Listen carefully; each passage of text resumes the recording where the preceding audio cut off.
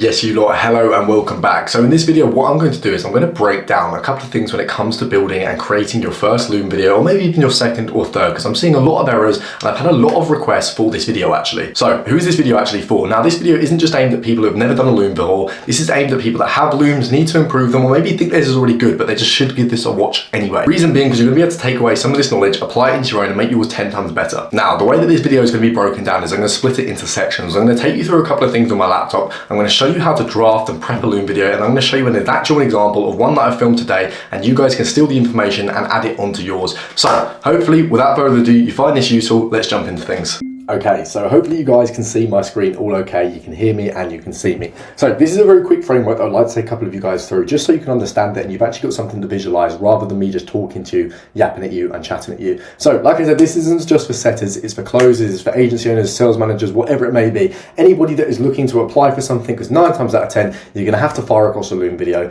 So this is gonna be a general Loom video. This is gonna be a specific one at a certain person or a certain type of offer, industry or niche. This is gonna be a general one that if you know you're getting into setting, like you said, you're going through the Notion or whatever we're teaching you at the time, we're going to get you to do one of these. So the first things first, they will judge a book by its cover.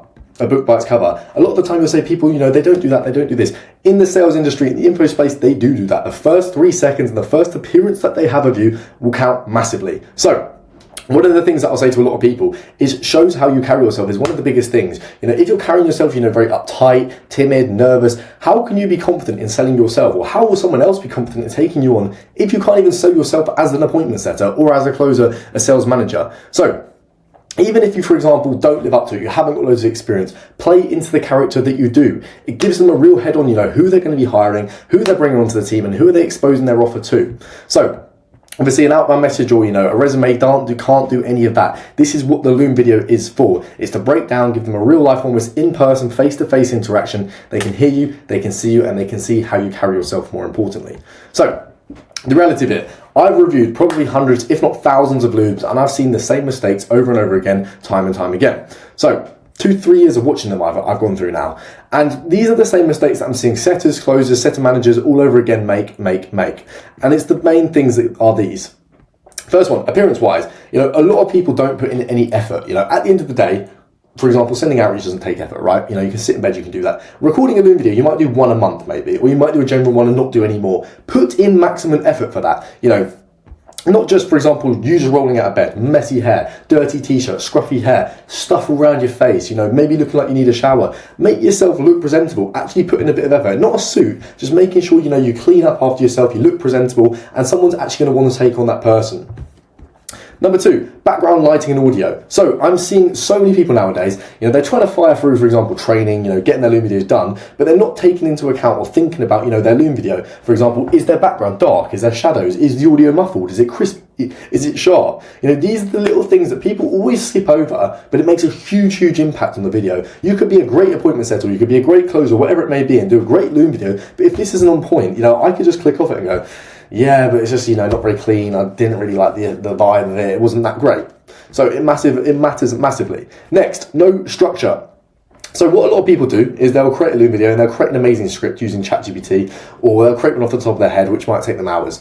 And then when it comes to recording that video on their camera or on their phone, they plonk themselves in front of it and they find it takes hours. They're on their 50-something attempt, you know, they've got no energy left and it's just all gone to shit. So what is going to be way better and the way better structured way of doing that, and what I've always done and taught, is 5 to 8 bullet points, maybe even less if you're new to setting and you haven't got that much to say. But 5 to 8 bullet points, you know, for example, talking about an intro, experience, what leverage you bring to the table, you know, what value do you actually have? For example, CRMs, KPIs, go high level, etc. What implementations could you bring into their offer, or, you know, add in that they may not already have?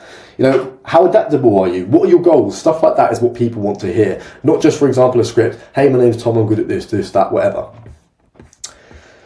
Cool. Next thing, self-glazing. Now, this is a bit of a weird one because you would think you would need to do this to sell yourself, which actually you don't. What these offer owners and these business owners want to hear, and speaking from a personal perspective, because I get sent Loom videos all the day for multiple of my offers that I manage and run, is people talking about themselves in a positive light.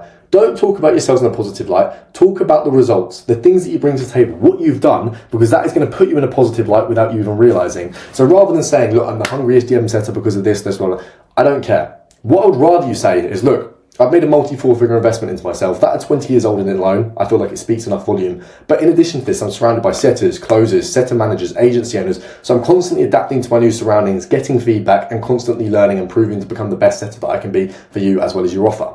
Stuff like that. So what links over quite nicely to that, and what I say to a lot of other young guys, is if you're in the gym, you box, you go to, for example, rugby, you've got some sort of transferable skill that shows you're disciplined and don't just lay in bed all day and do nothing. Add it in there. We haven't got much, so we might as well, draw as much as we can from everything and put it into there, rather than just, saying the same old thing that everyone else says.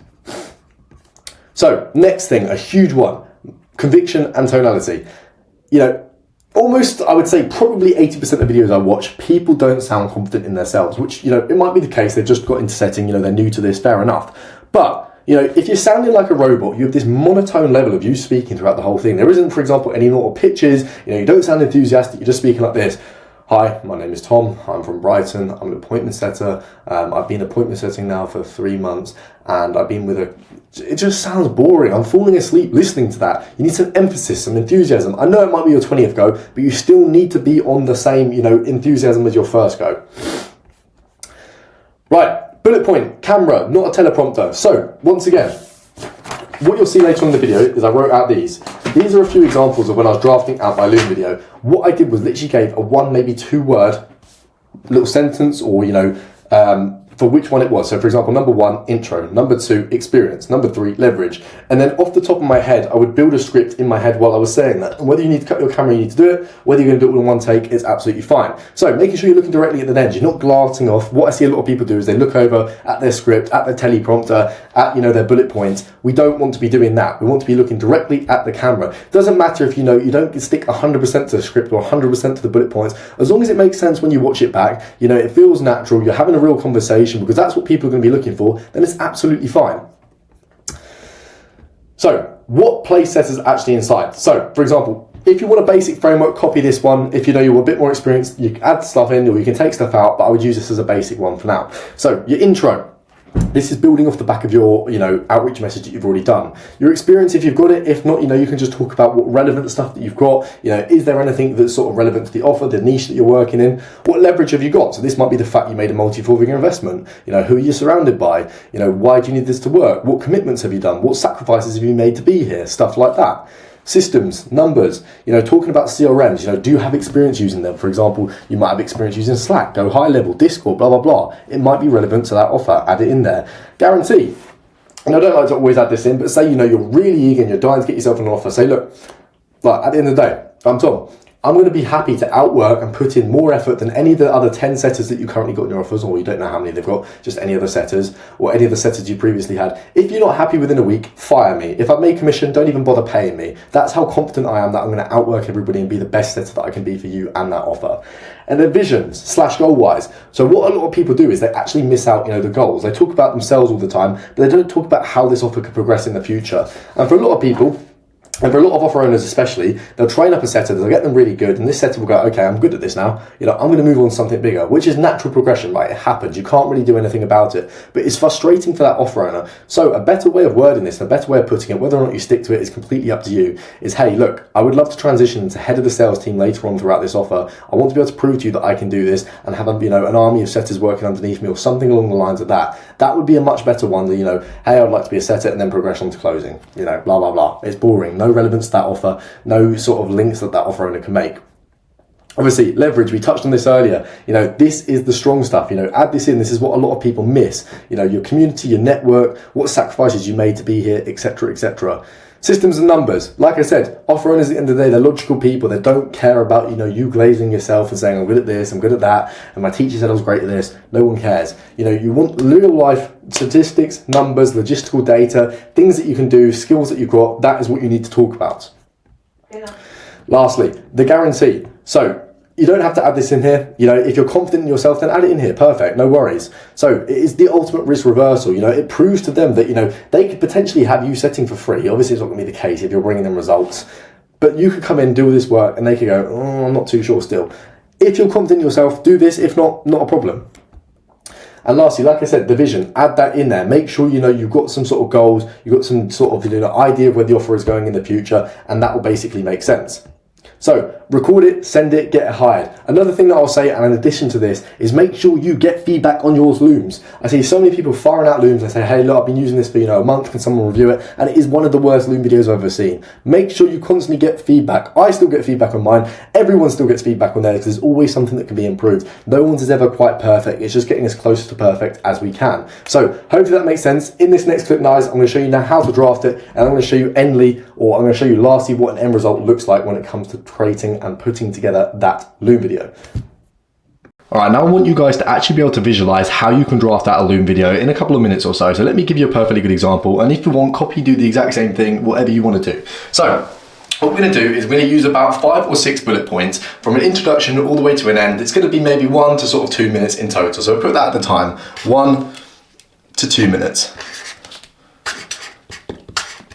Right, I'm going to point the second coach at the end of the day. I'm not a handwriting specialist, so you're going to have to forgive any mistakes, any spelling errors, or how horrible my handwriting is. But, okay, bullet point number 1. This is going to be our intro.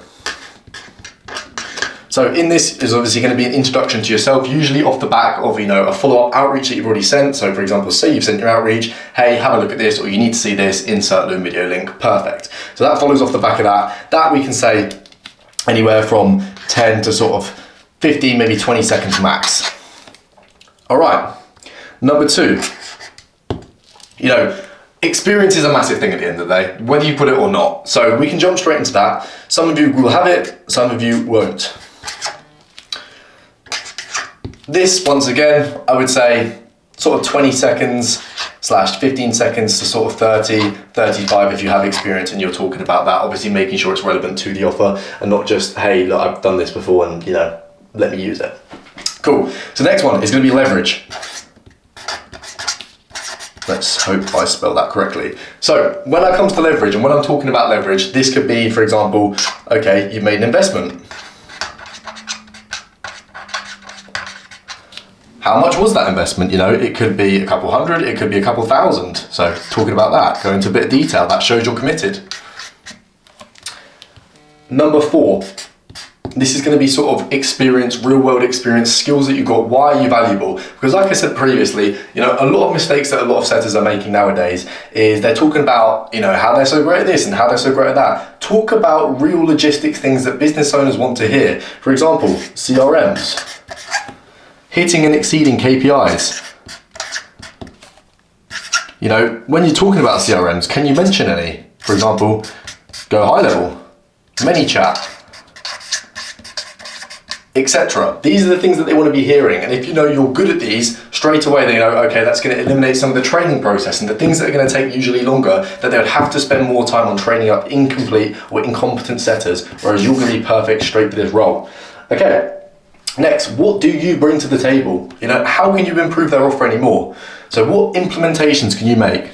So implementations. No clue if that's spelled correctly. Someone's going to have to correct me in the comments. But implementations wise, what can you bring? So this could be things, for example, implementing voice notes, something that we did on our offer. So this could be pre-recorded voice notes that the setter can just send whenever, for example, a prospect is skeptical. What else could you add to the table? What else could you bring? It could be, the fact that you're a hybrid setter. Maybe the previous setter or the setter they've had before wasn't a hybrid setter. They couldn't phone set, they couldn't DM set, and vice versa. You could do both, as well as triaging. You've got adaptability when it comes to leads. The fact that you're young, you maybe even fit the ICP of the offer that, for example, you're working on. You can adapt and quickly learn how the leads speak, react, what they like, what they don't like, etc., etc.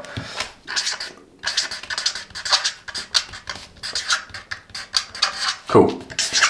And lastly, to sort of finish off, number 6, and this is one that gets missed a lot. A lot of people like talking about themselves, but how can we relevance ourselves and make it, stand out as well as link to this offer? Big one here, talking about your goals. So what I mean by this is, obviously a lot of people, they'll come onto an offer, they'll make a little bit of money, they'll progress, and they want to take the next step, step away from that offer, which is fine. It's natural progression for a lot of people, but this is obviously annoying for the offer owner because they've trained up a good setter, they've got them to the level that they want to be, now they're stepping away. So they've got to bring someone else new in. So what can you say, or how can you make the offer owner feel reassured that you're not just going to fuck off out of nowhere? What you can say, something along the lines of, would be, okay, I'd love to come onto the board, I'd love to come on board as a setter with this offer, but then I would love to transition into head of the sales team or become a sales manager on this offer. Maybe give your justification, maybe give your reason behind that, but that sounds a lot better rather than, I'd like to get to 5k a month with setting. It makes it sound reasonable, it makes it sound achievable, but also you want to help scale the offer and not just make yourself enough money. So for example, if we're going to use it, those are going to be the main 6 bullet points that I'm going to use when drafting out my Loom video.